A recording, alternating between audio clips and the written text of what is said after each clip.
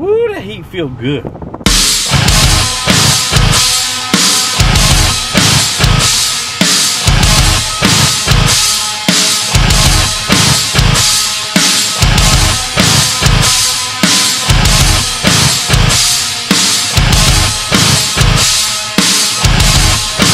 Guys, welcome to another episode of Honda Street Garage. Please click subscribe, please click the notification bell, click like on this video if you like it, follow us on Instagram, follow me on Snapchat, and follow me on Facebook. If you have any questions, the best place to reach me is through my Facebook page. Today we're going to show you how to properly bleed your coolant because it is cold outside, and I know like a lot of people out there, they need nice hot heat. So if you don't have hot heat, or you might have some idling issues, making sure you bleed your coolant is super important, so I'm going to show you how to do that today. Another symptom of having air in your coolant system is that your temperature gauge may fluctuate or go up or down. So today we're just going to bleed the coolant just to make sure, just show you guys how to do it. The very first thing that you want to do is do this when the car is dead cold. So we're going to go ahead and remove the radiator cap.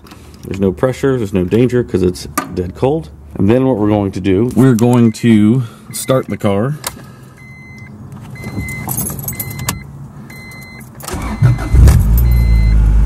Okay, what we're going to do is go to the, make sure we got it on heat, fresh. I'm going to put it through the vent. And we're going to turn, and we're going to wait until the heat coming out of the vents gets hot. Now, if you haven't already, go ahead and top off the coolant. Then make sure that you use 50-50, 50% water, 50% coolant. Definitely do not want all water because it can freeze. So I'm just going to top that off. Make sure I have coolant in the overflow reservoir, which I don't. I'm going to put this back where it goes. We're going to wait for any air to come up out of the system, any bubbles, anything like that. I've already bled my system, so you're not going to see too many, but we're just making sure, topping it off, getting ready. So the next thing to do is come in here and just wait till this temperature gauge needle gets to normal. Now sometimes people like to park on a hill or maybe even jack up the front end just to make sure that the coolant gets into the heater core. Just make sure that it gets through the whole system easily. This process can take up to 20, even 30 minutes sometimes. So if this takes a while for you, don't worry. Now once you have pretty hot heat coming out, you can turn the heater off. And a lot of times if you're in a really cold environment, like right now, it's pretty cold out today, I'm going to hold the idle at about 2,000 RPM and just let the temperature kind of rise. That way it'll save me a little bit of time. You can see the temperature going up. Alright, we're about up to operating temperature. Just to double check, we're going to make sure we have hot heat, and it is very hot. Okay, but we're going to turn it off because if you let that run, it'll actually work as a radiator cooling the engine off. So right now we want to build the temperature so that we can get the thermostat to open on the bottom radiator hose. Looking pretty good. And if we feel the top hose, she's definitely warm. Definitely almost not quite hot, but definitely warm. The bottom hose is ice cold.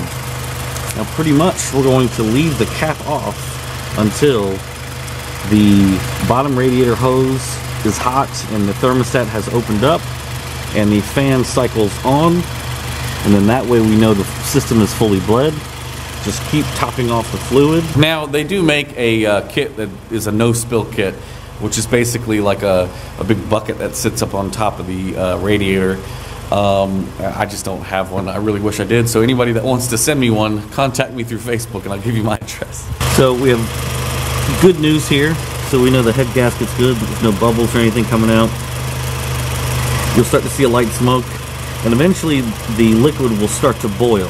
So once you see the liquid start to boil, you know you're close. So just to move things along, I'm going to idle it up till about 2,000, maybe 2,500, and that should heat the engine up enough to get the thermostat to open up and get that lower radiator hose hot. So that's all we're waiting on at this point. So we're just going to let it kind of ride here for a minute. I'm going to waste some gas.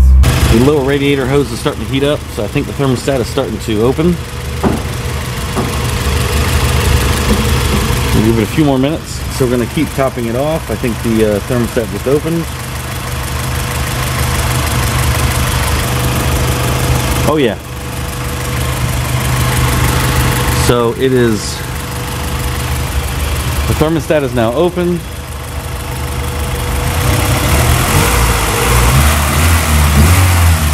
I'm gonna rev it up a little bit.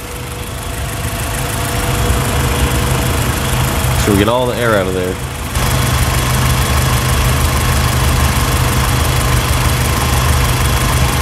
Top it off one more time.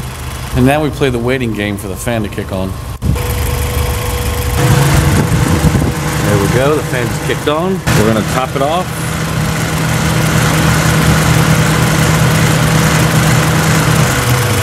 All right, now we can put the cap on. And voila, the system is now bled.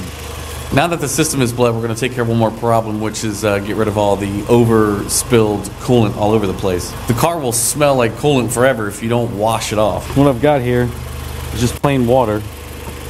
And we're just going to take this water and wash it off. You can take a hose and use a hose, things like that.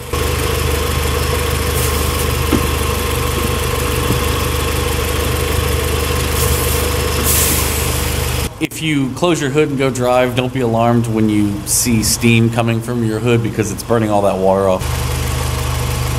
Now I'm gonna let the steam sit here and burn off. Just triple check, make sure that your temperature gauge is good, it's not overheating or anything like that, and make sure you still have hot heat, and yes, we have hot heat. Now I've got a bunch of kitty litter underneath here. So that's pretty much it. You've successfully bled your coolant, or at least I have. Now there are other ways that you can do it. You can crack bleeder valves and things like that, but this is generally one of the easier ways to do it. It definitely will take you some time, so have some patience. Good luck to everybody. Stay warm.